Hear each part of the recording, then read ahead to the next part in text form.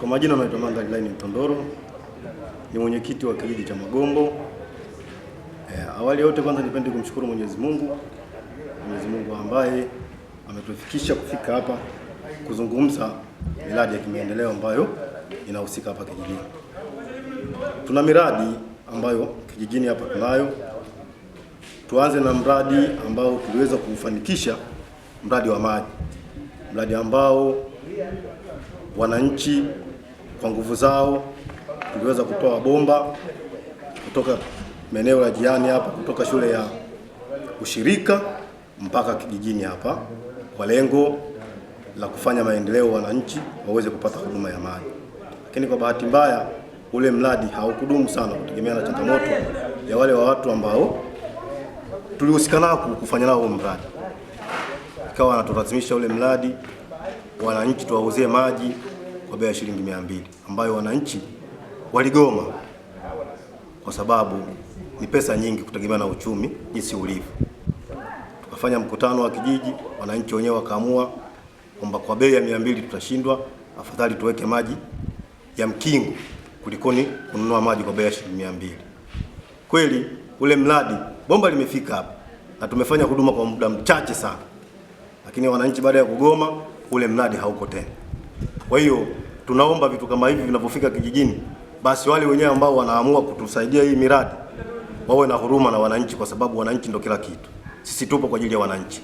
Ule mradi umefeli, lakini pia kuna mambo ambayo yanatakiwa tuyazungumze nayo, angalau wenzetu waliokuwa juu watusaidie. Mfano, vijiji sasa hivi hatuna vyanzo vya mapato. Umeona? Hakuna vyanzo ambavyo sisi tunaweza tukapata tukafanya huduma mbalimbali. Kwa mfano kama mimi hapa nimeanza uongozi msimu uliopita na mwaka mmoja tangia nianze uongozi. Lakini nimefika hapa, ofisi ya kijiji cha Magombo imechakaa. Nashindwa kupata miundombinu ya kuiendeleza ile ofisi ili mradi niweke mazingira mazuri. Hata kama baadaye nikitoka wajue kabisa mwenyekiti Mandhari Line Mtondoro alipofika hapa alisimamia hii miradi kwa mazingira haya. Lakini mapato sasa tunabana. Ina maana mapato yote yanaenda halmashauri. Sisi hatuna mapato, hatuna vyanzo. Na zile asilimia ambazo zinatakiwa sisi turudishiwe azirudi, inakuwa ni mtihani. Kwa hiyo unaweza ukawa kiongozi mzuri lakini ukashindwa kufanya mambo kutegemea na vyanzo vile hauna, tofauti na wenzetu ambao waliokuwa wanapita mara ya mwanzo. Kuna kodi hapa za vibanda zote zinaenda halmashauri. Mambo ya mazao yote zinaenda halmashauri. Hatuna vyanzo. Kwa hiyo serikali nayo tuangalie sisi kama ni wenye viti, ili tuweze kuviendeleza vijiji vyetu kwa namna ya mapato madogo madogo. Wangeona hiyo na sisi watupushi kidogo ili tutengeneze mazingira. Safi mwenyekiti. Jambo lingine ambalo lipo wananchi wa nje ya Magombo wanahitaji kuweza kulifahamu ni jambo gani? Jambo lingine ambalo naweza nikalizungumza la mahitaji ya kijiji cha Magombo. Mfano, Magombo hatuna zahanati. Tunapata wakati mgumu pindi akina mama wanapokuwa wajawazito kufuata vijiji vya jirani kwa ajili ya kwenda kujifungua. Ni jambo ambalo serikali nayo ilibidi watuangalie jicho, watusogezee ili na sisi huduma tuweze kupata kwa ukaribu. Tofauti na sasa unatoka hapo unaenda kijiji jirani kwenda kufuata huduma kama hizi.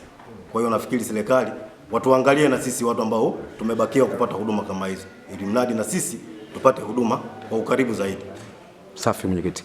Neno lako sasa kwa wananchi ambao unaoongoza, unawaambiaje sasa kwa changamoto zote ambazo umeweza kuzizungumza na nyingine ambazo hujazizungumza? Ombi langu kwa wananchi ambao mimi nawaongoza, kwanza wawe wavumilivu. Mambo mazuri mara nyingi hayahitaji haraka. Tuendelee kusubiri. Tuwe wavumilivu, tuendelee kusubiri. Inawezekana na sisi Mwenyezi Mungu akijalia, basi hawa watu wakubwa watatuona kwa jicho la huruma, tukapata huduma ambazo sisi tunahitaji kuzipata. Tuwe wavumilivu, tuwe wapole, tuendelee kusubiri, kwa sababu subira yafuta heri.